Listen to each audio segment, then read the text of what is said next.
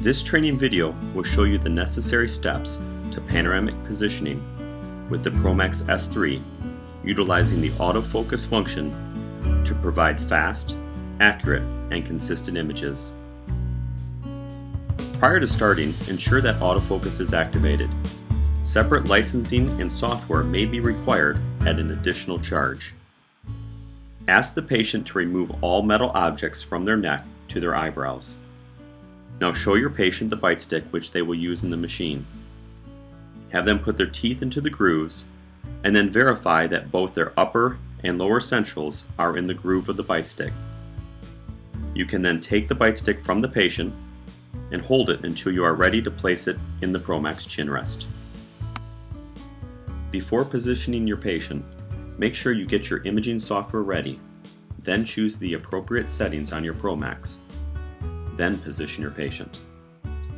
Once you have activated your imaging software to acquire an image, select the appropriate program, patient size, and jaw size on the ProMax touchscreen.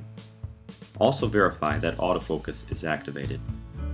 While standing to the side of the ProMax, ask the patient to stand tall behind the ProMax and adjust the height so that they may enter the machine.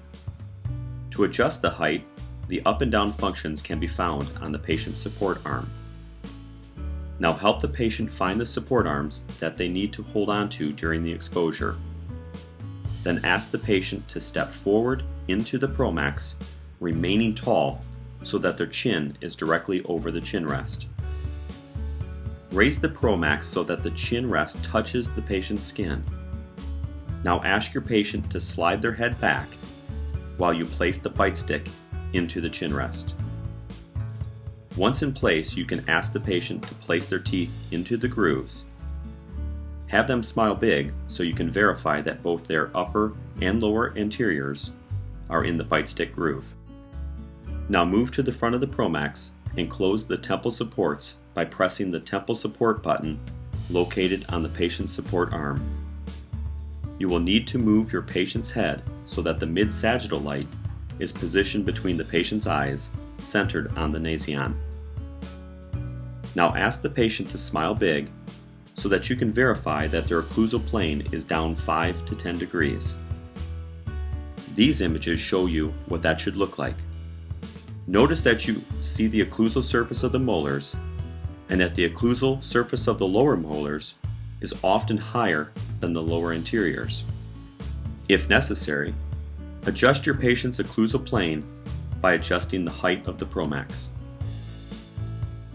Press the ready or forward button on the touchscreen and ask the patient to close their lips around the bite stick, place their full tongue to the roof of their mouth, and breathe through their nose.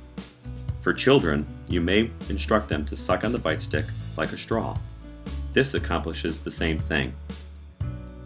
Now press and hold the exposure button until the beeping tones stop. Return to the touchscreen and review the AutoFocus Scout image. Verify that the occlusal plane is set properly and the red autofocus light found the root tip of tooth number 9. Make any adjustments to the autofocus light by pressing the positive or negative icon below the Scout image on the touchscreen. Press OK on the touchscreen and once again ask your patient to close their lips around the bite stick, place their full tongue to the roof of their mouth, and breathe through their nose. Press and hold the exposure button until the beeping tones stop. Once the exposure is complete, ask your patient to remain in the machine until the ProMax resets and the temple supports are released from their head. On your computer screen, you should now have a perfect pan. Notice the proper curve of SPI. Notice the upright, neutral spine.